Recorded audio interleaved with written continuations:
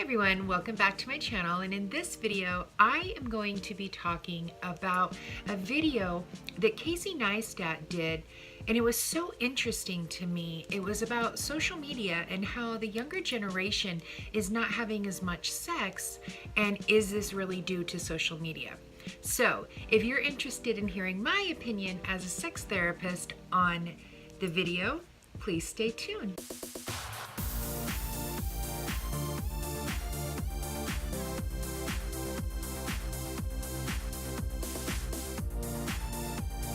Hey everyone, welcome back to my channel. I am Dr. Rylie and this is Real Sex Talk.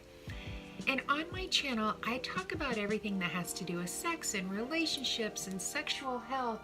And if you are new here, please consider subscribing.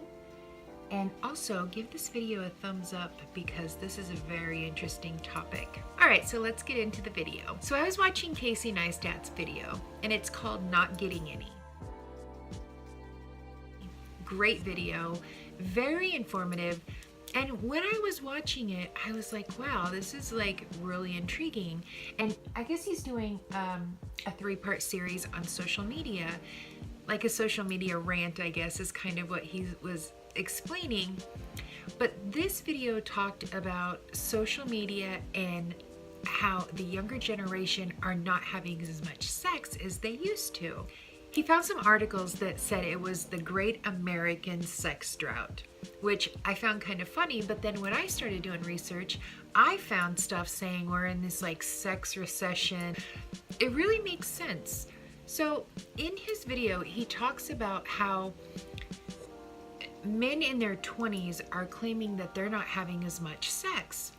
One of the studies that I found said that people under 30 spend 27 hours a week on social media. That is like a part-time job for some people. 27 hours, that's a long time. A general social survey that I found said that young people went from having sex 64 times a year to 52 times a year.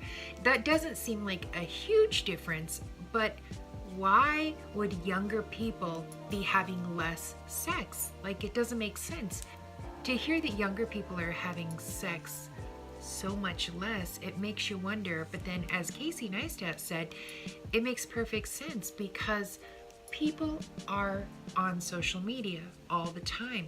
Social media, whether it be Facebook, Twitter, Instagram, I feel like being an older generation, I guess, if you could say that.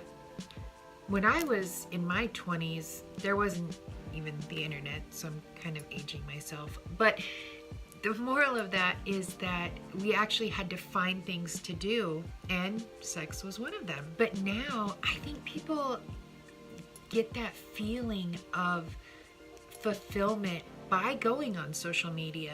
And as Casey Neistat explains it, he says, you know, you have like your group of friends that are your everyday friends, people in your workplace or people that you just hang out with every day, or your partner. You have kind of distant friends that you don't talk to all the time, but they're still your friends. Well, now you have this, you go on one app and all of a sudden you have thousands of friends, or you have the potential to have thousands of friends. The problem is, and I agree with Casey, that it takes away from that human involvement. It takes away from that face-to-face. So if you were going out with your friends to a club or to a restaurant or to a social event, you would actually have human interaction. That's an intimacy. It's a platonic intimacy, but it's an intimacy. And who knows, it may be an intimacy that leads to more if you find somebody that you're interested in. But when you're on social media, you don't have that intimate connection. And as he says in his video, you're not able to just pick up the phone and be like, hey, you know, and hear in someone's voice that they're having like a bad day, or maybe something's got them down, or hearing that they're overjoyed because something has got them super excited. On social media, you have the emojis that kind of, you know, the happy face or the sad face or whatnot. But it's not the same. I find social media very interesting in the fact that as a sex therapist, I hear all the time when I'm speaking with either couples or just individuals, they'll go to bed and the other person is on their phone. Or, they'll be driving in the car and the other person is on their phone. And when you have a partner, you should be focused on that partner. I'm not saying you can't use social media, but I'm saying when you're spending more time on social media than you're actually having a full conversation with a human that's in front of you, a partner, then that becomes a problem. So then obviously if you're going to bed and your partner's on the phone, you're not going to roll over and say, hey, I want to have, you should roll over and say, hey, I want to have sex. Can you put your phone down? But a lot of times people, they get angry. Social media is an addiction. There's another video on YouTube, and it talks about how social media is the same as drugs, as alcohol, as gambling. And it's true. So you get that hit of dopamine, when you get that like or when you get that comment. And you should be getting that from an actual human person, especially your partner. So to say that younger people are having less sex, I feel 100% that it's true.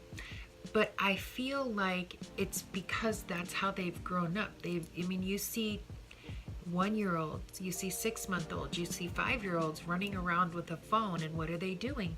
They might not be on Instagram or Twitter, but they're on YouTube. What is that teaching them? I'll go out to a restaurant, okay, and I'm sitting there and I'll look over at a table and there's an entire family, looks like a grandma, a grandpa, a mom, a dad, and kids, and they've got this child, a phone or a tablet in front of this kid, and the child's not interacting. And especially at a dinner table, you should be talking about, hey, how was your day? What are your plans? Maybe not if you're 1 or 2 years old. I get that.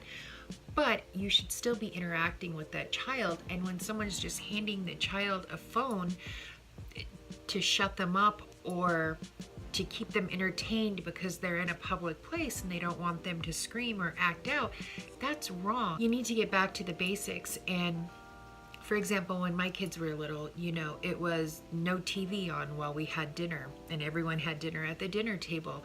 I don't even think that happens much anymore. And couples are at a restaurant.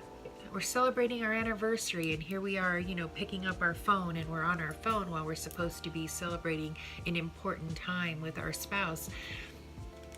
I just feel like Casey really hit it on the head when he was talking about on social media. He mentioned that, sometimes he'll go on social media if everyone in his house is asleep or something and he's bored, and he'll feel like he's got thousands of friends surrounding him. And that's true, because social media never sleeps. There's always someone on social media. And that's different because his wife and his children are asleep. And of course, he's not taking time away from them.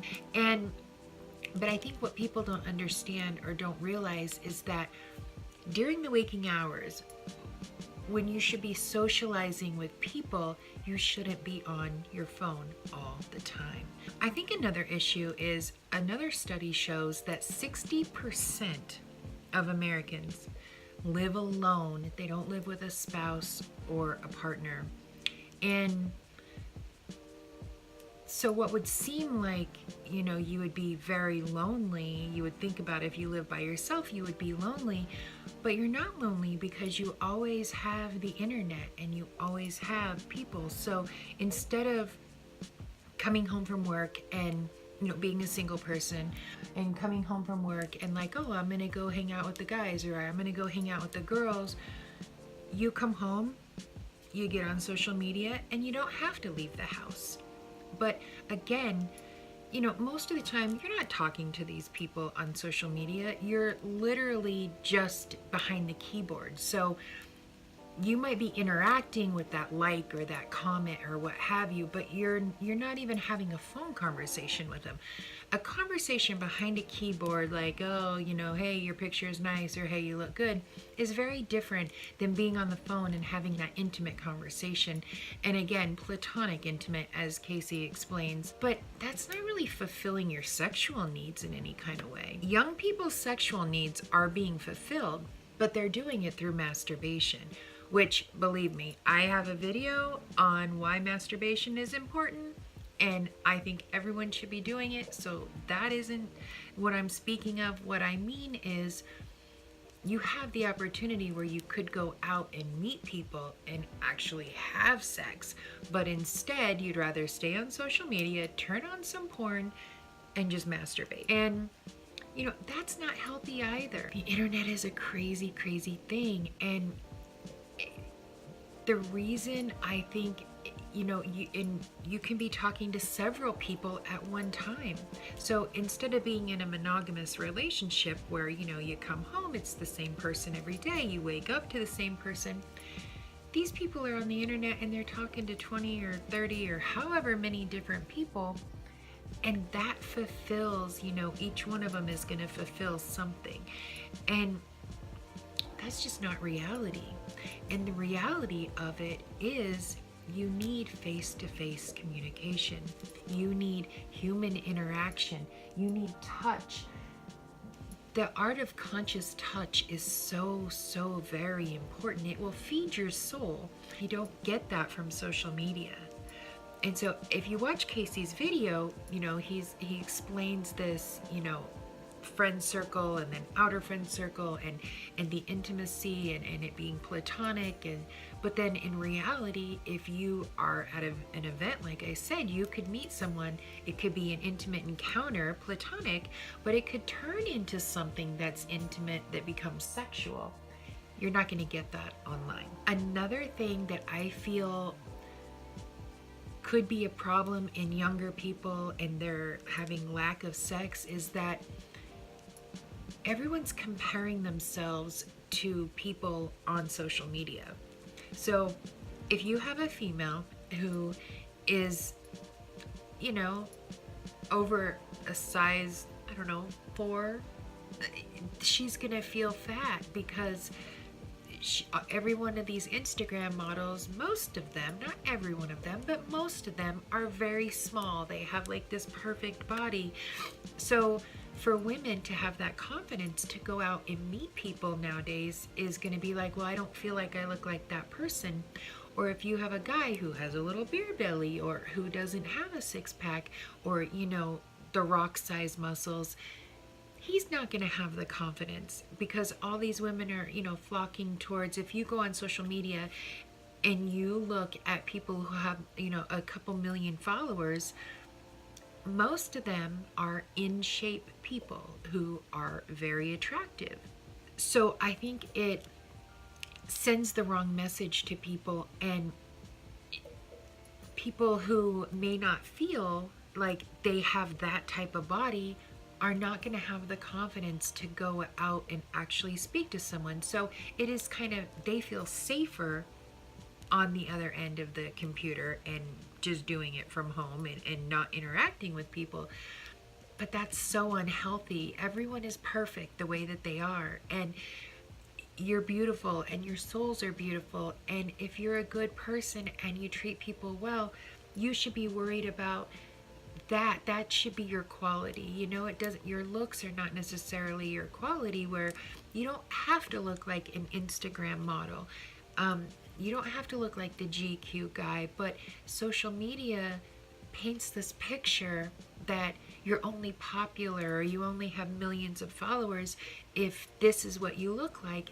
And it's just very unhealthy. Another thing that I want to touch on is when I see couples and they talk about social media being a problem in their relationship, I have an exercise that I think works really well. So if you're a couple out there and you are frustrated because your partner is always on social media, 1 hour a night, more if you can do it, but 1 hour a night when you both are home, the phones, everything goes in a drawer, in a box, in the top of the closet, it doesn't matter.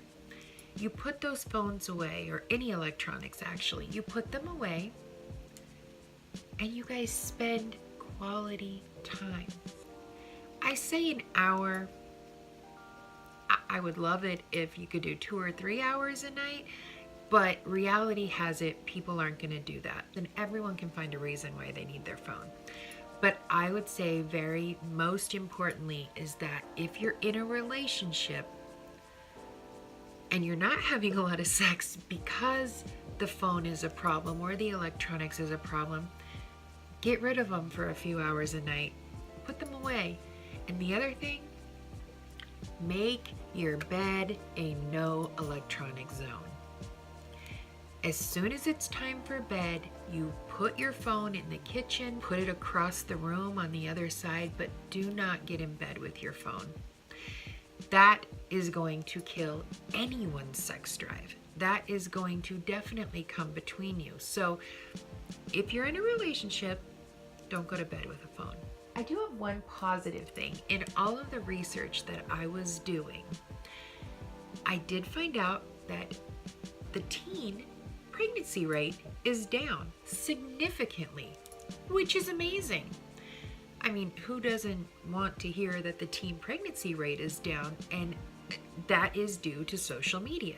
So even teenagers are having less sex because they're on social media all the time. But, you know, when you get into your 20s and 30s, it's definitely not a good idea. But I found that very interesting. Social media is great for a lot of things. You know, watching YouTube videos, being a YouTuber, using it for work. There are pluses to social media.